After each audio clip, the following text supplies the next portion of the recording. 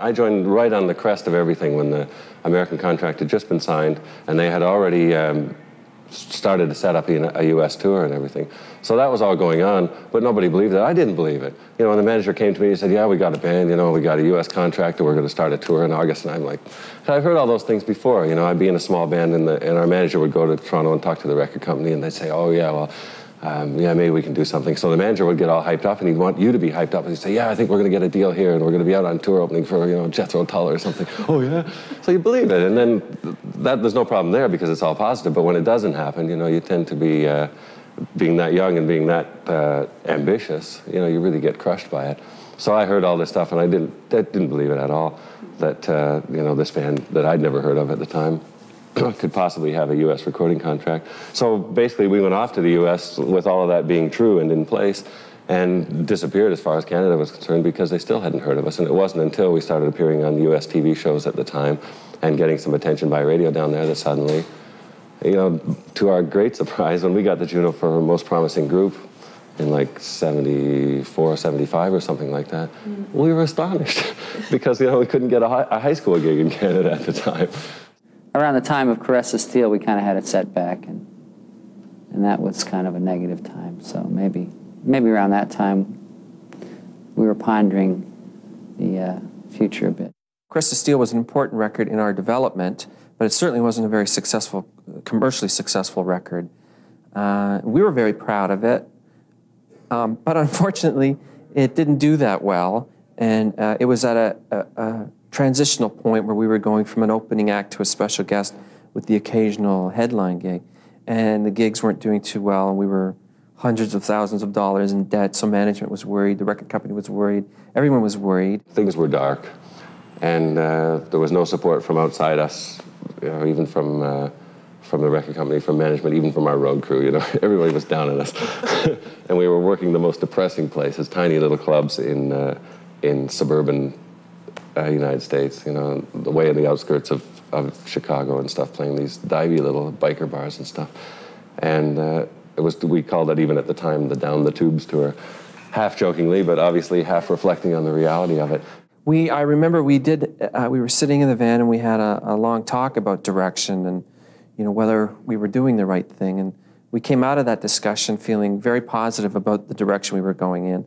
And we were quite, you know, fired up and angry about everyone's reaction and lack of belief.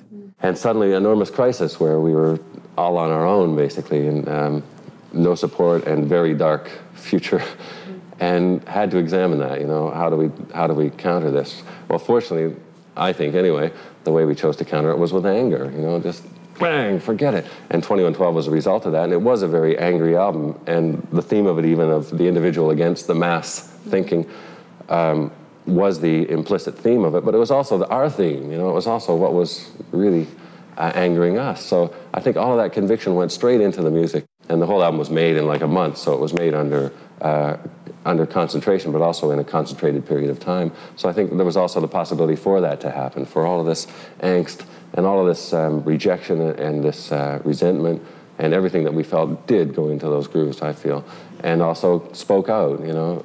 It was true accessibility in the sense that it was communication. We were communicating our anger and our rebellion, and we're not going to take it anymore, and this is what we say in tough. You know, all of that was in there, and suddenly that album spoke. Of course, everybody then felt, oh yeah, we knew it all the time.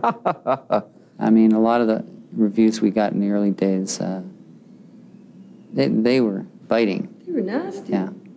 But, you know, you slag them off, you know, you slag them right back, and you go, what does he know when you're younger? And then every once in a while there'll be one that you'll pay attention to and will teach you something about what you're doing, which is, I guess, the role of criticism. But unfortunately, they're few and far between, helpful criticism. We just fell through the cracks, basically, and an anomaly is the other way of saying that. Our record company was our American record company was in tremendous disarray at the time, and we were just, you know, allowed to stumble around. And in every respect, yes, having made really made our name on the stages, really, rather than through radio or through press.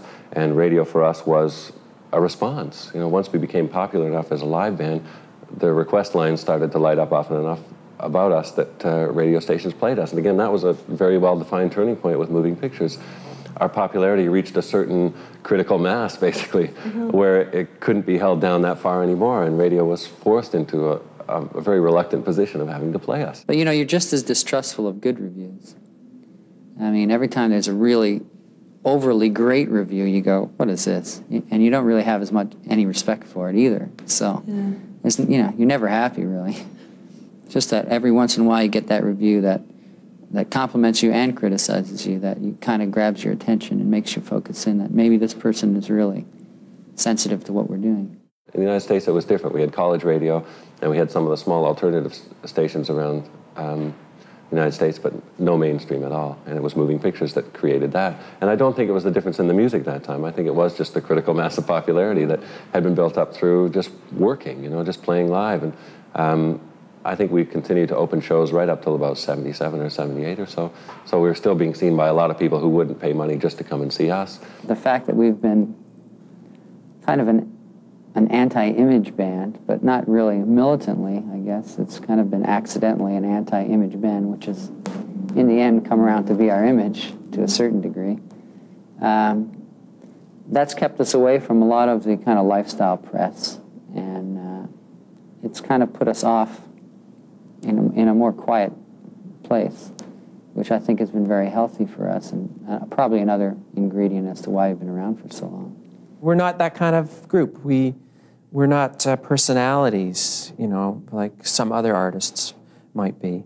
You don't really see us in People magazine. Although I think with Presto there was a photograph of the record, or of us, which my mother found very interesting. Oh boy, it's in People. But I mean, that's how this success, they relate to success. But we've never been a group that's been, you know, a personality type group. We're probably not the best looking guys at the best of times. And there's nothing, what do you really think? But, you know, there's not something that you can latch on to, I think, with us physically that you consider attractive, maybe. But, and it's never been important to us to be regarded that way. Yeah, we have such a hardcore, dedicated, audience that they've really kept us going over the years. And I kind of look at it like that core is kind of always interested in, and it is, I think, real interest and curiosity as what we're going to do next. So they're really kind of involved in our growth. And regardless of which way we grow, I don't think they immediately turn off. They kind of listen and go, oh, this is what they're doing now. It's interesting.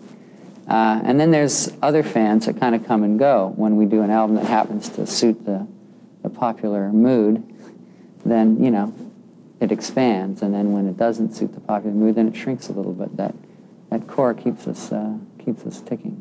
In, I guess that was about 1980 or so, people were coming to our concerts that, you know, I don't think they had any idea why they were there, but it was the thing to do that year, to go see Rush. So I think everything doubled for us that year. Twice as many people were coming to see us, twice as many people bought our record, and then with the next record and the next tour, it all went back to normal. I mean, our audience has really grown with us over these couple of decades. You know, we're not the only ones with thinning hair in that hall. There are lots of our fans that are, you know, our age, that have been there since the first record, or maybe the third record or fourth record. And that's I think, the most rewarding thing of it all, to see the people that have been there and supported you and grown with you all along and never wanted anything more from you than another record.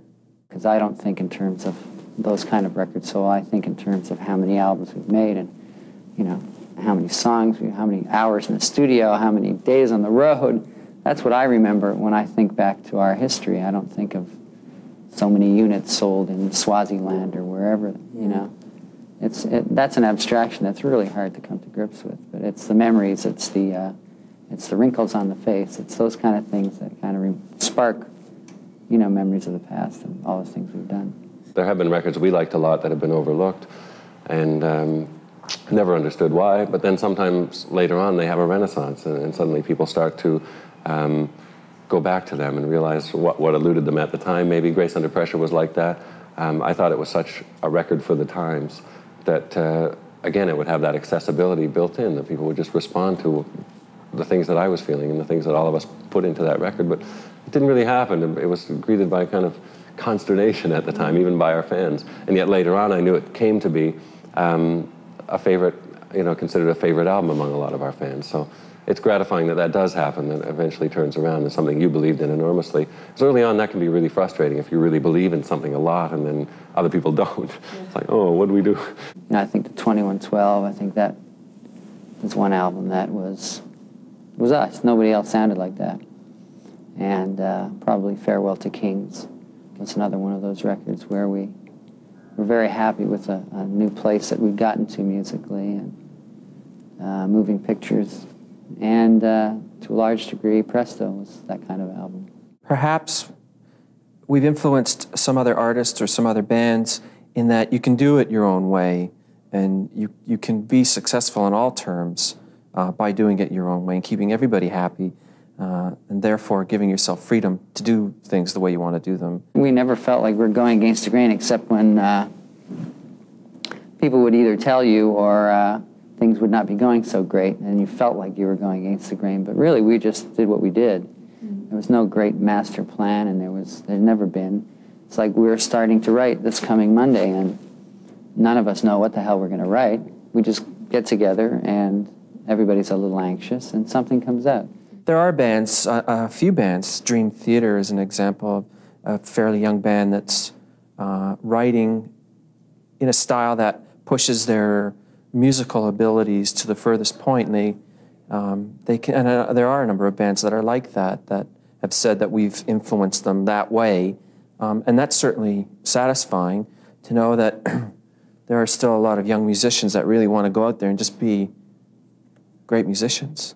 We were lucky in so many ways. The element of chance just shone for us, because by all, if I wrote down the things that we set out to do, to be the kind of band that wouldn't be dependent upon this and wouldn't compromise for that and wouldn't tailor ourselves for pop radio and all that and wouldn't play the role of pop group and wouldn't have giant hair, all the things that we wouldn't do alone, let alone what we decided we would do. Yeah. If you added all that up, you would definitely write under it, forget it, failure, no hope. And in retrospect, I see it that way too. It's astonishing to me that not only did we break through, but we have survived up till now. I think part of it is that we're a three-piece band. You get three people, it's often easier to work that way than more than three. You tend not to break into factions, obviously.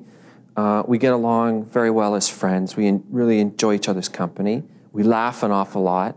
I think that's probably been the key, is our collective sense of humor over the years, and it's helped us to weather some of the tougher times.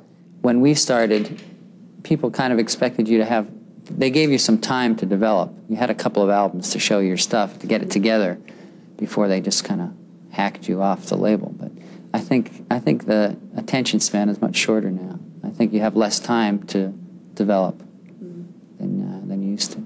And I think we partly learned it from experience, because when we first went on the road, we opened up for so many years for other bands. We were on the road with Kiss for years, and we saw how the unstable members of the band couldn't survive, and the stable members did and have.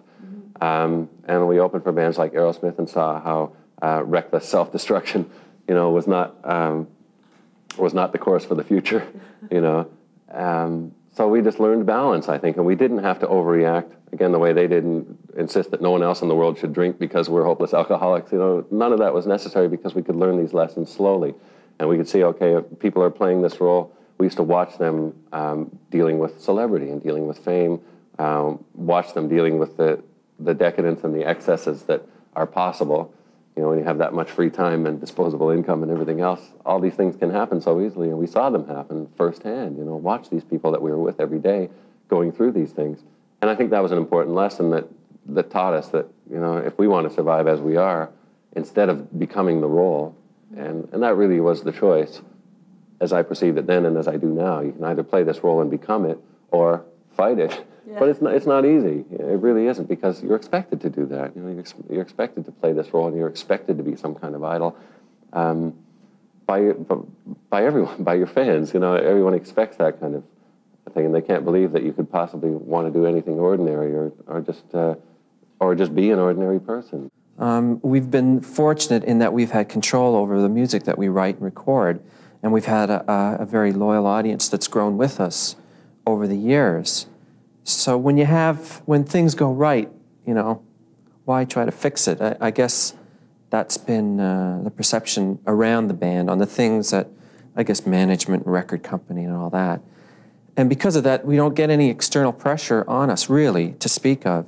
And we're left freer to do what we've always done and what we always will do, I guess.